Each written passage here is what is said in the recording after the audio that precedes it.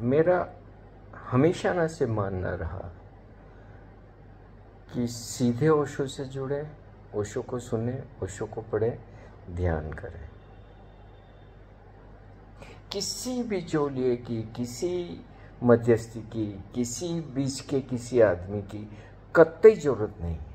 कोई कितना ही दावा करे को कितना पुराना था, कोई कितना ही दावा करे को कितना साथ रहा, वो कोई कितना ही दावा करे कि वो कितने बड़े पद पर था, वो कितना ही दावा करे कि कितनी बार प्रवचन में ओशो ने उसका नाम लिया, या जो कुछ भी, 1% भी इस बारे में सोचने की जरूरत नहीं कि उस व्यक्ति से ओशो के बारे में कुछ जाना जाए, अपने साधना के लिए उस व्यक्ति से कोई सलाह ली जाए। क्योंकि जो बीच के हैं वो कचरा डालेंगे, वो जहर डालेंगे जाएंगे, वो गंदगी डालेंगे, क्योंकि वो गंदे हैं।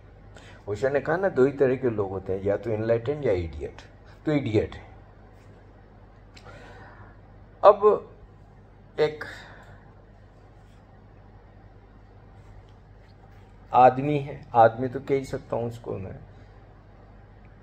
उसको मैंने सालों, जब पहले आश्रम कहते थे या जो भी कुछ, उसको मैं सालों से देखता है, यार वो है पुराना, ये बात नहीं है। मैंने मेरे जीवन काल में कभी उससे हलो तक नहीं की। सामान्यतः इतनी छोटी सी जगह में मिलते जुलते हमारे कभी न कभी किसी से, तो लेकिन वो आदमी मुझे कभी पसंद ही नहीं आया, और कोई ऐसा संयोग भी नहीं बना कि मैं कोई उससे बात करता। लेकिन अभी कुछ समय से ओशो के बॉडी के जाने के बाद से ये इन कई लोगों के बड़े गुरुडम जाग गए। वो व्यक्ति भी पहले कभी ऐसा नहीं करता था, लेकिन जैसे ही ओशो शरीर से गए कि उसने अपनी दुकानदारी शुरू कर दी, किताबें लिख रहा है, लोगों से मिल रहा है, लोगों के प्रश्नों के जवाब दे रहा है, और पता नहीं क्या क्या।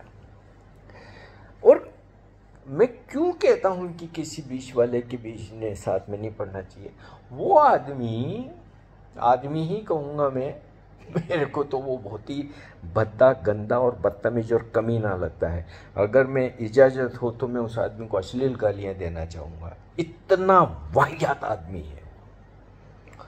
अब वो आदमी किसी एक राजनीतिक सोच से पूरा खोपड़ी में गोबर भरी हुई है उसने। अब ओशो इतना चेताते रहे राजनीति के लिए, लेकिन कुछ ओशो की सुने तो, साथ रहने से क्या होता है, बरसों साथ रहने से क्या होता है, सुनो तो सही। इतना आईक्यू तो हो, इतने अंदर जगह तो हो, इतनी साधना तो की हो, इतनी अपने प्रति ईमानदारी तो हो, इतनी क्षमता हो ओशो जैसे सदगुरु को थोड़ा बहुत भी पचा लेने की। तो ऐसी कोई क्षमता उस आदमी में थी नहीं। भले ही तुम 100 साल रह ले, कि 200 के 1000 के 10,000 साल भी ओशो के साथ रह ले, तुम रहोगे तो मूड ही ना, अगर तुमने मूर्ता की परतें नहीं तोड़ी तो। अब उस आदमी को एक राजनीति में, अब वो उसका, अब ठीक है, मैं ये नहीं कह रहा हूं कि उसको जो करना करे, लेकिन कहाँ ये आदमी जहरीला हो जाता है वहां जब वो बीच बीच में ओशो को लाता है, दाढ़ियाँ बढ़ा ली, बाढ़ बढ़ाड़ी, माला पहने रहता है, ये वो, और फिर उसके बाद में तो तुम ये अपनी टट्टी ओशो के नाम से लोगों तक पहुंचा रहे हो, ये गुनाह कर रहे हो तुम। अब उस आदमी, कल संयोग से फेसबुक पे उसकी प्रोफाइल देखने में आ गई, मैं देखने लगा तो उस आदमी ने गांधी के लिए इतना गंदा लिखा हुआ, या मैं कह सकता हूं कि अश्लील लिखा हुआ, और फिर बीच बीच में ओशो ने गांधी के बारे में जो कहा। अब ओशो जो गांधी के बारे में कह रहे थे, ओशो जो कह रहे थे, वो तो ओशो जाने, ओशो किस माध्यम से कौन सी चीजों को सुधार रहे हैं, ये हम नहीं सोच सकते, ये तो नहीं मान सकते ना ओशो किसी का, वो तो ओशो तो किसी का ही बुरा नहीं चाहेंगे। विचार को जगाने के लिए, विचारशील करने के लिए ओशो कई तरीके के प्रयोग कर रहे थे। अब उस आदमी ने बीच बीच में ओशो का बोला भी डाला और अपनी टट्टी भी डाली। अब क्या ओशो इतना भद्दा बोलते हैं क्या? कभी बोले ओशो इस तरीके से किसी के बारे में? लेकिन उस आदमी ने अपनी गंदगी के साथ ओशो के वचन मिला के इवन गांधी की पोती तक, अरे यार इतने हरामी कैसे हो सकते हो रे तुम, और तुम किस आधार पे कहते हो तुम ओशो के शिष्य हो? जितने बड़े तुम दुश्मन ओशो के कोई नहीं हो सकता। फिर इसी तरीके से उनको नेहरू से भी तकलीफ है। नेहरू के बारे में भी इसी तरीके की वाहियात और गंदी बातें लिखी हुई, और इतनी घटिया। कहाँ ओशो नेहरू को इतना सम्मान दे रहे हैं, और ये तक कह दिया कि आज मेरे सन्यासियों में ही है नेहरू कहीं। लेकिन उस आदमी के अंदर जो जड़ता है, गंदगी है, कौन सुने ओशो की। बीच बीच में ओशो को लाता रहता है, हाँ जी मैं ऐसे मिला था, ऐसे किया था, वो किया था, और फिर उसका जहारी जहार। और उसकी प्रोफाइल अगर आप देखो उस वाहियात और घटिया आदमी की, तो हर दूसरी पोस्ट फेसबुक ने उसकी डिलीट की है, क्योंकि फेसबुक के कुछ सिस्टम है, आप किसी तरीके की गंदी पोस्ट नहीं लिख सकते। इतना जहर और इतनी गालियां वो निकाल रहा है। बूढ़ा हो गया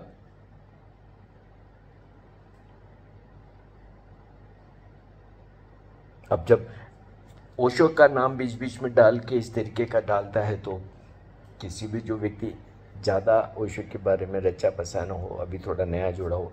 आज ही मुझे किसी गुजरात से किसी का मैसेज आया व्हाट्सएप पे कि उसने मेरा कोई वीडियो देखा और उससे बहुत झकझोर गया। वो बड़ा उससे भर गया कि मेरे वीडियो से उसे एक इंसाइट मिली, क्योंकि वो भी ऐसे किसी घटिया आदमी के चक्कर में पड़ने वाला था।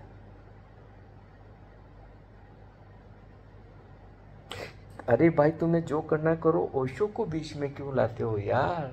अपने लीगल नाम से बिना ओशो का कहीं भी जिक्र किए नाम लिए तुम अपनी भड़ास निकालो। दो गालियां गांधी को, दो गालियां नेहरू को, जिसको तुम्हें गालियां, तुम क्योंकि गाली दे सकते हो। तुम्हारी तो असलियत ये है कि तुम ओशो को भी गालियां दोगे। आज नहीं कल तुम गालियां दोगे, और व्यक्तिगत जीवन में तुम निश्चित गालियां देते होगे। अभी तुम ओशो को बीच बीच में फेसबुक पे इसलिए लाते हो क्योंकि ओशो की ही वजह से तुम्हारी दुकान, वरना तुम्हारे जैसे वाहियात आदमी को सुनने कौन, पढ़े कौन।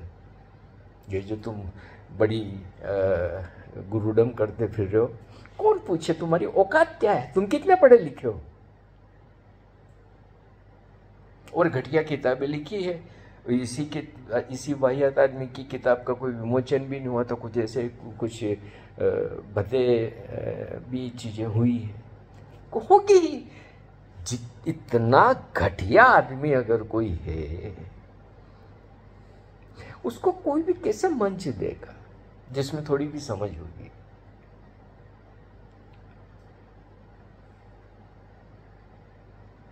इसीलिए मैं मित्रों, मेरे दोस्तों, मेरे प्यारे जो भी मुझे सुन रहे हो, कभी इन वाहियात लोगों के चक्कर में मत पड़ो। किसी कोई भले ही वो कोई ओशो का अपने कोई रिश्तेदार बताए, कोई कहे कि मैं बहुत पुराना सन्यासी हूँ, कोई कहे कि वो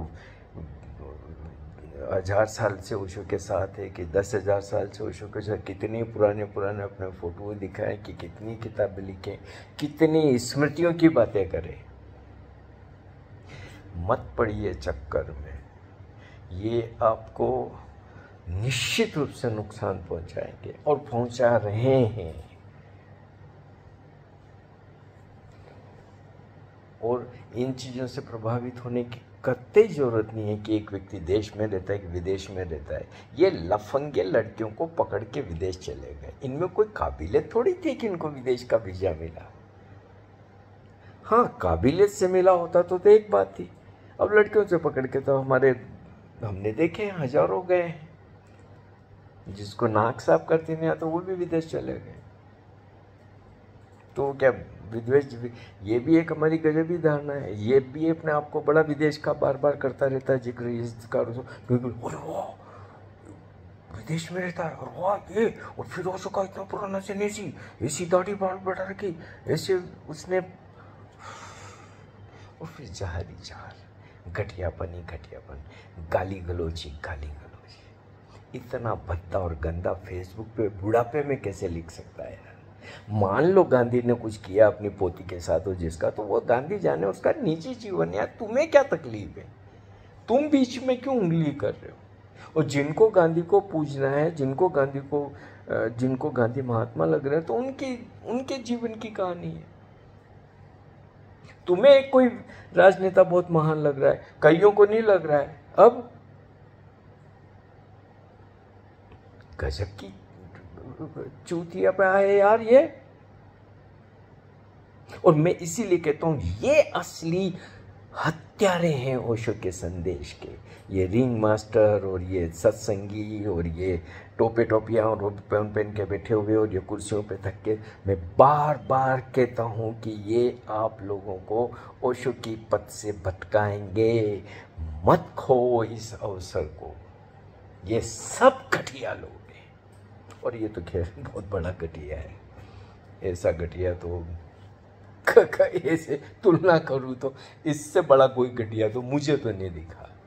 वाहियात आदमी है बहुत, और जो कुछ भी लिखता है एक बहुत ही गंदी सोच का व्यक्ति ऐसी बातें लिखता है। और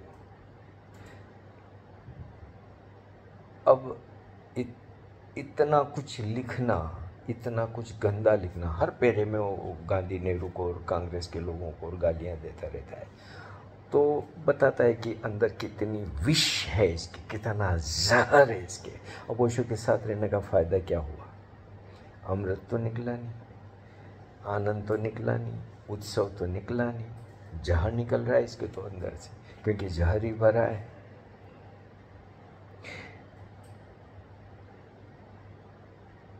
अब ये नुकसान ही करेगा। इसने खुद के जीवन की तो दी लगा दी है, ये अन्य कई लोगों की दी लगाएगा। इसीलिए भाई मेरे हाथ जोड़ के निवेदन करता हूँ, किसी जबलाधारी, मालाधारी, पुरानी सत्संगी, बुद्धत्व को उपलब्ध नकली, पाखंडी, ड्रोप पहने हुए रिश्तेदार, कुर्सियों पे बैठने वाले, धक्के देने वाले, सावधान सावधान सावधान।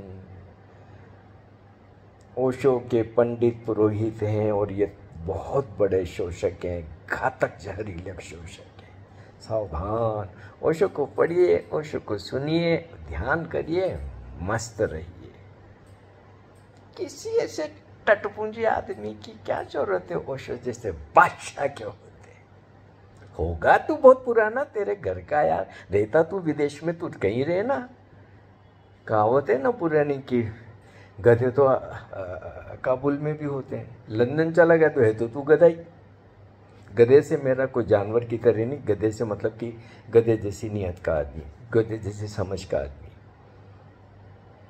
और भगवान की मेरे पे कृपा है, इस आदमी से एकमात्र ये ऐसा घटिया आदमी जिससे मैंने कभी हलो भी नहीं की रहा। ये जरूर काफ़ी साल से तो नहीं है खैर, पर हाँ पहले था। मैंने तो और आमना सामना सैकड़ों बार इस आदमी से हुआ, मैंने इस आदमी की तरफ कभी देखा भी नहीं, और आज बड़ी राहत महसूस करता हूँ कि इस घटिया आदमी की तरफ मैंने कभी देखा भी नहीं। सावधान।